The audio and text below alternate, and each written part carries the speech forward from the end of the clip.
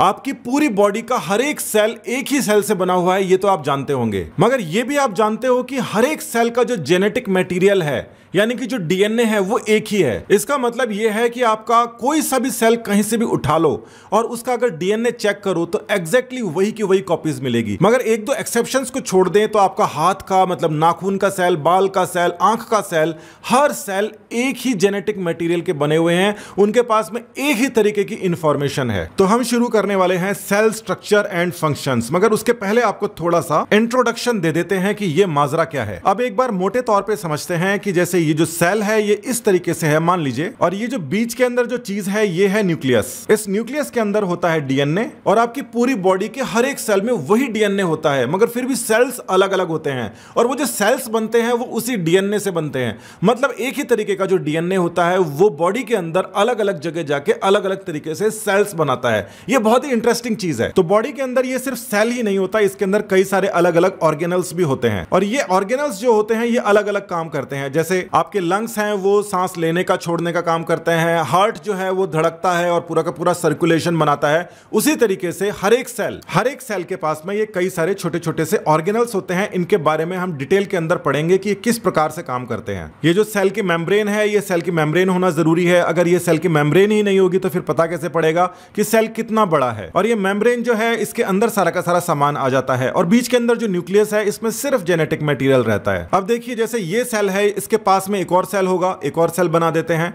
इन दोनों सेल्स को आपस के अंदर कम्युनिकेशन मतलब बातचीत किस प्रकार से करनी है। सेल्स आपस के अंदर बातचीत करते हैं मगर वो बोल के नहीं करते, वो एक दूसरे को कुछ केमिकल सिग्नल्स भेजते हैं जिससे उनका कम्युनिकेशन होता है। साथ ही उन सेल्स को बनाने के लिए भी कुछ बायोमोलिक्यूल्स की जरूरत होती है। तो ये जो बायोमोलिक्यूल्स है ये ना सिर्फ आपस में कम्युनिकेशन का काम करते हैं बल्कि सेल को बनाने का काम भी करते हैं और हर चीज यही करते हैं। मतलब सेल जिस चीज का बना होता है वो होते हैं बायोमोलिक्यूल्स। तो जैसे मान लीजिए ये मेम्ब्रेन है, इस मेम्ब्रेन को हम देखेंगे, अगर इसको एनलार्ज कर लेते हैं मान लीजिए, तो ये इस प्रकार का कुछ स्ट्रक्चर नजर आएगा और इस स्ट्रक्चर के अंदर ये बहुत सारे बायोमोलिक्यूल्स होंगे। तो इन सभी बायोमोलिक्यूल्स, ना सिर्फ इन बायोमोलिक्यूल्स के बल्कि जितने भी अंदर छोटे मोटे बायोमोलिक्यूल्स होते हैं, इन सब के बारे में हम डिस्कस करेंगे बायोमोलिक्यूल्स चैप्टर के अंदर। और ये बायोमोलिक्यूल्स हजारों काम करते हैं आपस में इंफॉर्मेशन एक दूसरे को देने का, लेने का, और साथ ही के अंदर बिल्डिंग ब्लॉक्स। अब ये बायोमोलिक्यूल्स जो होते हैं वो कन्वर्ट होते हैं दूसरे मॉलिक्यूल्स के अंदर भी और वो तीसरे के अंदर होते हैं। मतलब काफी लंबी चेन रिएक्शन होती है और कोई भी रिएक्शन तभी हो सकती है जब वो पॉसिबल हो। शरीर के अंदर हजारों तरीके की केमिकल रिएक्शंस हर समय चलती रहती है और जो केमिकल रिएक्शंस हैं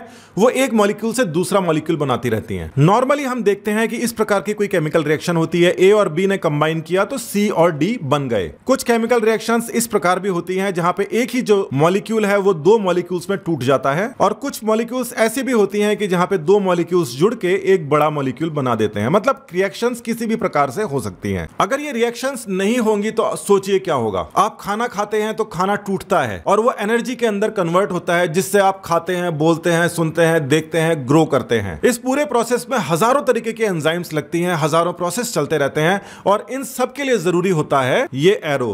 बिल्कुल, अगर ये एरो इधर से उधर तक नहीं जाएगा तो ये सामने वाली चीजें नहीं बनेंगी। और कई बार क्या होता है कि जो केमिकल रिएक्शन हो रही हैं, इन केमिकल रिएक्शंस को होने के लिए हमें जरूरत पड़ती है कैटलिस्ट की। कैटलिस्ट इसको भी चाहिए, कैटलिस्ट इसको भी चाहिए, कैटलिस्ट इसको भी चाहिए, सब जगह कैटलिस्ट चाहिए। और शरीर के अंदर ये कैटलिस्ट का काम करती हैं एंजाइम्स। तो ये जो कैटलिस्ट हैं ये असल में होती हैं एंजाइम्स। अगर ये एंजाइम्स ना हो तो ये बहुत सारी जो रिएक्शंस जो दिखाई दे रही हैं ये फिजिबल ही नहीं हो। अब रिएक्शंस को होने के लिए हाई टेम्परेचर चाहिए। हाई टेम्परेचर बॉडी के अंदर होगा तो वो फीवर हो जाएगा, यानी कि आपकी बॉडी का जो टेम्परेचर है वो बहुत हाई नहीं हो सकता। कई सारी ऐसी रिएक्शंस हैं जो मान लीजिए 70-80 डिग्री सेल्सियस के ऊपर होने वाली होती हैं, मगर बॉडी के अंदर 70-80 डिग्री सेल्सियस जाएगा तो आदमी तो मर ही जाएगा। तो एंजाइम्स हैं वो ऐसे कैटलिस्ट का काम करती हैं कि जो रिएक्शन 70-80 डिग्री पर होने वाली होती हैं वो एंजाइम्स की प्रेजेंस के अंदर 37 डिग्री के आसपास में हो जाती हैं। तो तीन चीज हम यहां पर अभी तक कोरिलेट कर चुके हैं। पहली चीज तो आपकी पूरी की पूरी बॉडी जो है वो सेल्स की बनी होती है, अलग अलग तरीके का सेल्स होता है, मगर वो सभी के सभी सेल्स एक ही तरीके के जेनेटिक मटेरियल यानी कि डीएनए के बने होते हैं, मगर फिर भी वो सभी के सभी सेल्स अपने अपने अलग अलग तरीके से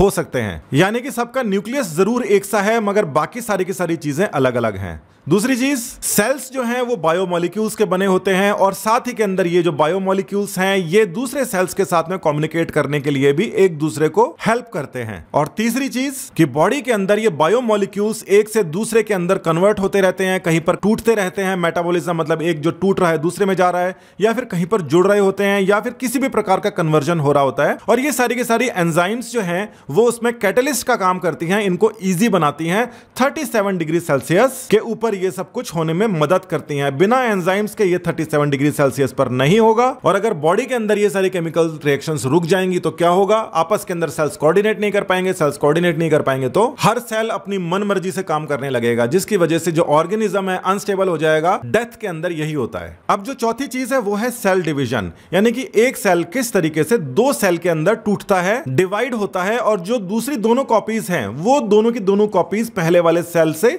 काफी मेल खाती हैं। सेल का डिवीजन होना क्यों इंपॉर्टेंट है, क्योंकि हर रोज जैसे हम खाना खाते हैं तो एलिमेंट्री कैनाल की कितनी जो लाइन है उसके अंदर करोड़ों सेल्स रोज डिस्ट्रॉय होते हैं और रोज दोबारा से बनते हैं। यानी कि जो भी जहां पर डैमेज होता है या कहीं पर अगर चोट लग जाती है तो उस चोट को भरने का काम जो है सेल डिवीजन करता है।